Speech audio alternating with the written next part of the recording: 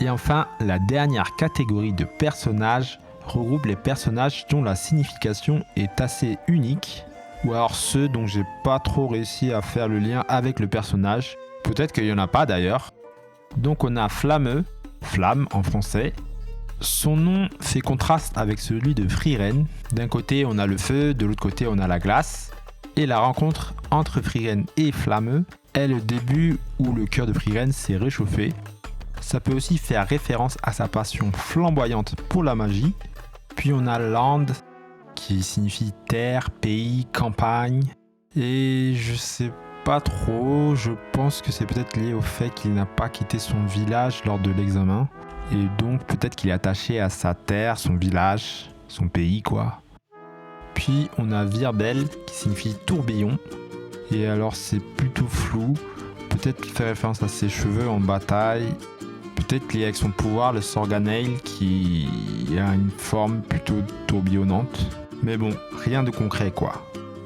Puis on a ensuite Sein, qui signifie être ou l'être. Et je pense que ça peut être lié à son questionnement intérieur d'être ce qu'il avait envie d'être. Et donc de partir à l'aventure plutôt que de rester dans son village. Puis on a Méthode, qui signifie méthode.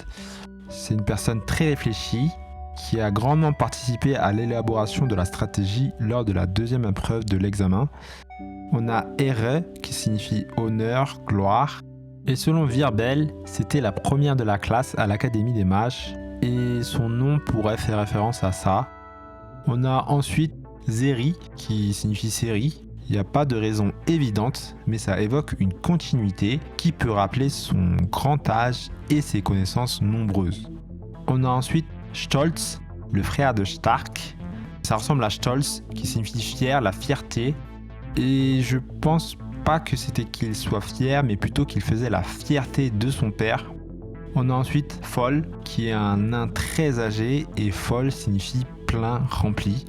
Donc ça doit faire référence au fait qu'il a eu une vie pleine et remplie. Et enfin, on a un petit duo de mages que j'aime bien, Geno et Folch, qui signifie respectivement exact et faux, sachant que Folch s'est trompé sur le fait que Frieren dissimule sa magie, mais à part ça, je pense que l'auteur voulait un duo de personnages avec des noms qui font référence à l'autre.